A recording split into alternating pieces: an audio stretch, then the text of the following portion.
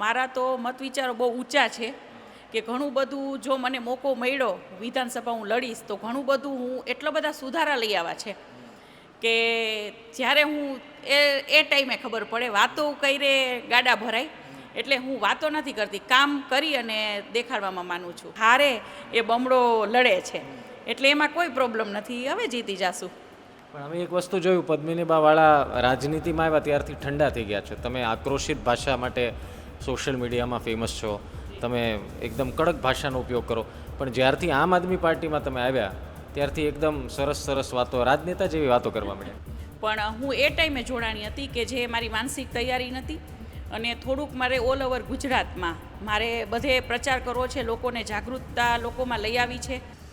નમસ્કાર, આપ જોઈ રહ્યા છો ગુજરાત તક અને અમે રાજકોટમાં ઇલેક્શનનો માહોલ કેવો છે જાણવા માટે અલગ અલગ નેતાઓ, અલગ અલગ લોકોને મળી રહ્યા છે.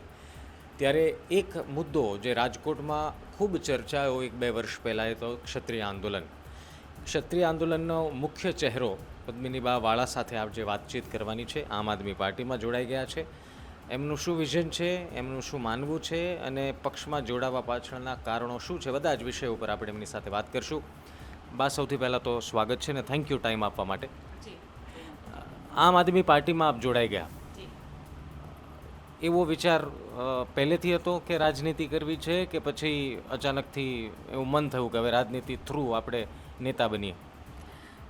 જી, વિચાર તો એક આંદોલન દરમિયાનથી જ થોડોક હતો કે ભાઈ કંઈક રાજકીય બનશું તો દેશના સારા કામ કરી શકશું, પ્રજાના સારા કામ કરી શકશું.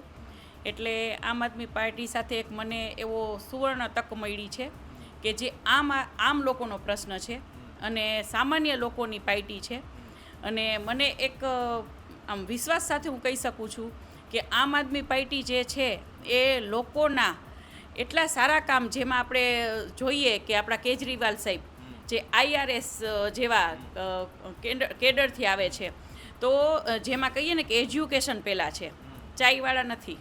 બરાબર, એજ્યુકેશન જેટલા આમ આદમી પાર્ટીમાં જેટલા લોકો છે બધા એજ્યુકેશન વાળા લોકો છે. એટલે એક બેનો દીકરીઓને પણ દર મહિને 1500 રૂપિયાનું અને પ્લસ કે હોસ્પિટલ જે આપણે જોઈએ છે કે અત્યારે કાર્ડની જરૂર પડતી હોય છે, પણ જો આમ આદમી પાર્ટીની સત્તા આવશે તો હોસ્પિટલ પણ બધા લોકો માટે ફ્રી થઈ જશે અને સરકારી શાળા એ પ્રાઇવેટ સ્કૂલ જેવી જ બનાવી દેવામાં આવશે, એટલે શિક્ષણ તદ્દન ફ્રી કરી દેવામાં આવશે. એટલે એના વિચારો એટલા બધા સારા હતા એટલે મને સુવર્ણ તક મળી છે. તો એક સારું એવું બસ રાજકીય કામ કરીશ અને આગળ આવીશ. જી, ક્ષત્રિય આંદોલનમાં આપ ખૂબ ભૂમિકા આપની રહી, આપ ખૂબ આગળ રહ્યા. પરિણામ જે ઈચ્છતા હતા એનાથી થોડું વિપરીત આવ્યું. પરસોત્તમ રૂપાલા જંગી લીડથી જીતી પણ ગયા. ફરી એ મોકો છે, પરંતુ આ વખતે પરસોત્તમ રૂપાલા નથી પરંતુ પદ્મિનીબા વાળા રાજનીતિમાં છે. પહેલાં એવું હતું કે આપ રાજનીતિમાં નહોતા અને જે રાજનીતિમાં છે એને સબક શીખવાડવાની વાત હતી. હવે તો ખુદ આપ રાજનીતિમાં છો. આ મુદ્દાની કોઈ અસર હવે રહી છે અથવા તો હજી આપને માનવું છે કે આ અન્યાયનો જવાબ મળવો જોઈએ અથવા તો અન્યાય છે માફી માંગી લીધા બાદ પણ? જી, ચોક્કસપણે એક કહીએ કે આંદોલન તો અમારું પૂરું થયું જ નથી અને આ એક એવો અમારો રૂડો અવસર છે કે જે અમારે બીજેપી પાર્ટીને વ્યવસ્થિત જે અમારા અસ્મિતા, જે અમારા ક્ષત્રિય સમાજના બેનો દીકરીઓનું જે માન નહોતું જાળવ્યું, એટલે એવો ઝટકો આવશે આ વખતે.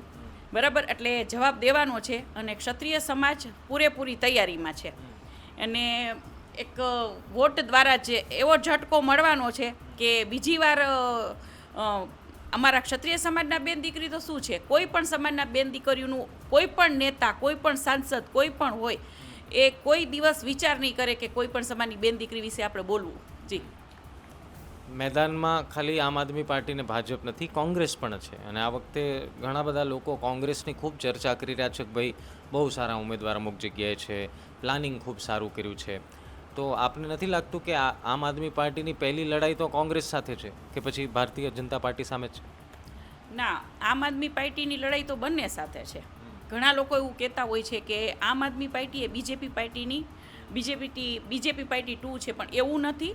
હકીકતમાં બીજેપી પાર્ટી અને કોંગ્રેસ પાર્ટી બંનેને આમ આદમી પાર્ટી તરફથી ડર લાગે છે એટલે આમ આદમી પાર્ટીમાં હરીફાઈમાં તો બને છે, અને કોંગ્રેસ જોવા જઈએ ને તો કોંગ્રેસના ટાઈમમાં પણ આપ લોકોએ જોયું હશે કે સારા રોડ રસ્તા પણ નહોતા. જી. પદ્મિનીબા વાળાનો ભવિષ્યનો રાજકીય પ્લાન શું છે? વિધાનસભા લડવી છે બાને, કે પછી બીજા કંઈ પ્લાન છે, કે પછી સંગઠનમાં ખૂબ આગળ જવું છે? એક આવનારો ટાઈમ બતાડશે. બસ હું મારા કામ ઉપર ડિપેન્ડ કરું છું, મારું કામ કરતી રહીશ. લોકો મને ચૂનશે, પાર્ટી મને ચૂનશે તો 100% હું આગળ આવીશ. એ તો પાર્ટીનો પ્રશ્ન થઈ ગયો બા. પદ્મિનીબા વાળા ખુદ શું, એના શું સપના છે, એમનો શું વિચાર છે એ પૂછ્યું. એ તો પાર્ટી નક્કી કરે તમારે લડવાનું છે, નહીં આપે તમે નહીં લડો. પણ તમારા મહત્વાકાંક્ષાઓ શું છે? કંઈક વિચારીને જે રાજનીતિમાં આવ્યા છો ને? ના, ચોક્કસપણે મારા તો મત વિચારો બહુ ઊંચા છે કે ઘણું બધું જો મને મોકો મળ્યો વિધાનસભા હું લડીશ તો ઘણું બધું હું એટલા બધા સુધારા લઈ આવ્યા છે કે જ્યારે હું એ ટાઈમે ખબર પડે. વાતો કરે ગાડા ભરાય, એટલે હું વાતો નથી કરતી, કામ કરી અને દેખાડવામાં માનું છું. જી.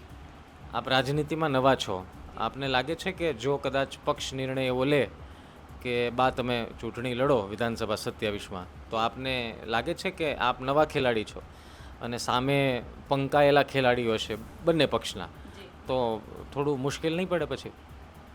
ના, સેજે મુશ્કેલ નહીં પડે. હું એક એવી વ્યક્તિ છું કે એક વખત આમ કોઈ પણ લડાઈમાં પડું છું તો પાછું વળીને જોતી નથી. એટલે 100% જો મને એવો મોકો મળશે એટલે 100% એ લોકોને પૂરો જવાબ આપીશ. જી. આપ લડાઈમાં પાછળ નથી પડતા, પરંતુ પરિણામ પણ દર વખતે ધાર્યા પ્રમાણે આવે એવું જરૂરી નથી. ક્ષત્રિય આંદોલનમાં પરસોત્તમ રૂપાલા માફી માંગી તેમ છતાં એમનો વિરોધ હતો અને ઘણી બધી જોઈ તે ક્ષત્રિય સમાજના લોકો રોષ. પણ પાછા પરસોત્તમભાઈ તો 4,80,000થી જીતી ગયા, તો એવું કેમ થયું? એ તો એમાં એવું હતું કે રાજકોટમાં અમારા ક્ષત્રિય સમાજની સંખ્યા બહુ ઓછી હતી, એના માટે આ પરિણામ આવ્યું છે. અને હાર જીત તો હંમેશા થતી જ રહેવાની છે. એટલે ઓલું કહીએ છીએ ને કે હારે એ બમણો લડે છે, એટલે એમાં કોઈ પ્રોબ્લેમ નથી. હવે જીતી જાશું.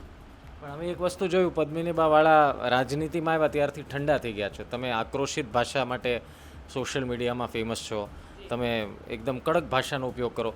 પણ જ્યારથી આમ આદમી પાર્ટીમાં તમે આવ્યા ત્યારથી એકદમ સરસ સરસ વાતો, રાજનેતા જેવી વાતો કરવા માંડ્યા. જી જી, ના એવું નથી. આક્રમકતા તો જ્યારે દેખાડવાની હોય ત્યારે જ દેખાડવાની હોય છે. કે જ્યારે બેનોનું અમારે પ્રશ્ન હતો એટલે એક આક્રમકતા કુદરતી અંદરથી આવે છે, અને હંમેશા હું આક્રમકતા રાખું તો રાજકારણમાં એ એક થોડુંક જોવા જેવું છે, અને લોકો ઉપર એક એવું પ્રભાવ પડે કે બેન તો ભાઈ બહુ બાજે છે ને બોલે છે. એટલે મારો નેચર એવો નથી. ટાઈમ પ્રમાણે હું વર્તન કરું છું. જી. અત્યારના એક મોસમ ચાલે છે વંડી ઠેકવાની. મને આ ન મળ્યું તો હું આપમાંથી કોંગ્રેસમાં, કોંગ્રેસમાંથી આપમાં, ભાજપમાં. તો કાલ ઉઠીને કદાચ પદ્મિનીબા વાળાને કોઈ ઓફર કરશે તો પદ્મિનીબા વાળા ભાજપ જોઈન કરી શકે? એ તો હું ના, એ મને નહીં ફાવે. હું એક જ પાર્ટી સાથે એક કહીએ ને કે નીતિથી ચાલનારી વ્યક્તિ છું. મારે તો કામ જ કરવું છે, કોઈ પણ પાર્ટી હોય, બરાબર છે. આમ આદમી પાર્ટીએ મને મોકો દીધો છે, મારે તો લોકોની બસ લોકો વચ્ચે રહીને લોકોનું કામ કરવાનું છે. એમાં ભાજપ પાર્ટી હોય કે આમ આદમી પાર્ટી, પણ આમ આદમી પાર્ટીના વિચારો મને સારા લાગે છે, એટલે નહીં, ચેન્જીસ તો હું કોઈ દિવસ નહીં કરું. અત્યારના ચૂંટણી છે તો શું પાર્ટીએ તમને ચૂંટણી લડવા માટે કોર્પોરેશનની ઓફર ન કરી? અને ચૂંટણી નથી લડતા તો હવે પક્ષ તરફથી તમને કયું કામ સોંપવામાં અત્યારના આવી રહ્યું છે, અથવા તો શું ભૂમિકામાં અત્યારના છો આપ? જી, ચૂંટણી લડવાની મને પક્ષે બહુ કહ્યું હતું, પણ હું એ ટાઈમે જોડાણી હતી કે જે મારી માનસિક તૈયારી નથી, અને થોડુંક મારે ઓલ ઓવર ગુજરાતમાં મારે બધે પ્રચાર કરવો છે, લોકોને જાગૃતતા લોકોમાં લઈ આવી છે એટલે. અને બીજું કે મને વાઇસ પ્રેસિડેન્ટ તરીકે ગુજરાતના એ રીતે મને હોદ્દો આપેલો છે. રાજકોટની વાત કરીએ, 72 સીટ છે કોર્પોરેશનની.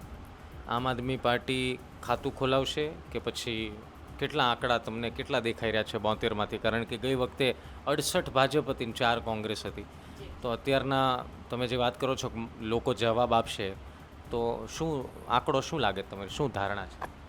ના, આ વખતે તો ધારણા બહુ સારી છે, બરાબર, અને દેખાય જ છે. એ ટાઈમ બતાડશે. આંકડો આપ લોકો જોઈ લેજો ટાઈમે. થેન્ક યુ બા. ઓકે, વેલ. પદ્મિનીબા વાળાને આપ સાંભળી રહ્યા હતા. એમણે પક્ષે ચૂંટણી લડવા માટે ઓફર કરી હતી, પરંતુ બાએ કીધું એમ કે એમની માનસિક તૈયારી નહોતી, પરંતુ એ વિધાનસભા પણ જો મોકો મળશે તો એ લડવા તૈયાર છે. અત્યારે પક્ષ જવાબદારી ઘણી બધી આપે છે, અને સૌથી મોટી વાત રાજકોટમાં આ વખતે જોવા જેવું પરિણામ આવશે અને ક્ષત્રિય આંદોલન હજુ પણ ચાલુ છે અને એની પણ અસર ચૂંટણીમાં દેખાશે એવો વિશ્વાસ એમણે વ્યક્ત કર્યો. તમારું શું માનવું છે કમેન્ટ જરૂર કરજો. બાકી ધ્યાન રાખો, મજા કરો. સીતારામ.